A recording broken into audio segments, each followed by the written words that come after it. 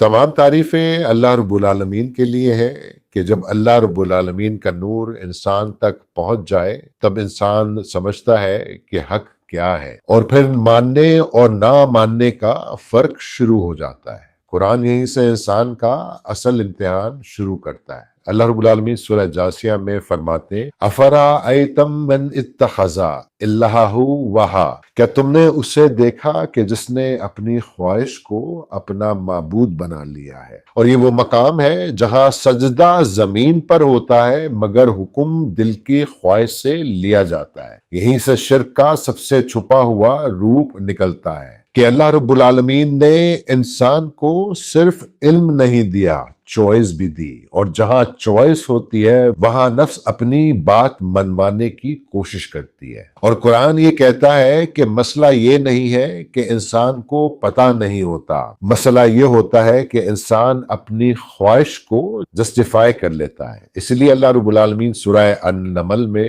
فرماتے ہیں وَجَحَدُّ بِهَا وَأَسْتَيْقَنَتْهَا أَنفُسُهُمْ، انہوں نے اس کا انکار کیا حالانکہ ان کے دل اس پر ایمان لا چکے تھے، کہ یعنی سچ سمجھ آ چکا تھا لیکن انا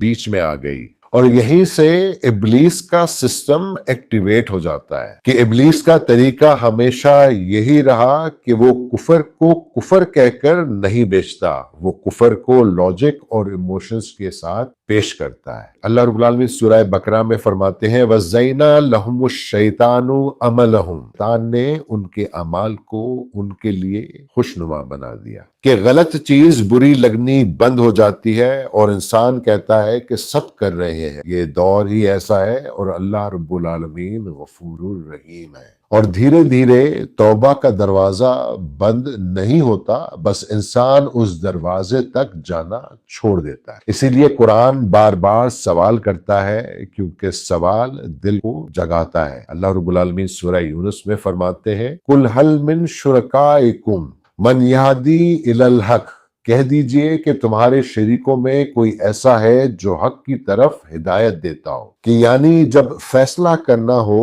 تو سوال یہ ہو کہ یہ فیصلہ ہمیں کس طرف لے جا رہا ہے، کہ حق ہمیشہ جھکاتا ہے اور خواہش ہمیشہ پھلاتی ہے، اور جب خواہش رہنما بن جائے تو انسان اللہ رب العالمین کی اتھارٹی چھوڑ کر کسی اور کو فائنل بنا لیتا ہے۔ اسی لیے اللہ رب العالمین سورہ التوبہ میں فرماتے ہیں اتخذوا احبارہم ورہبانہم اربابا من دون اللہ، انہوں نے اپنے عالموں اور درویشوں کو اللہ کے سوا رب بنا لیا، اور یہ صرف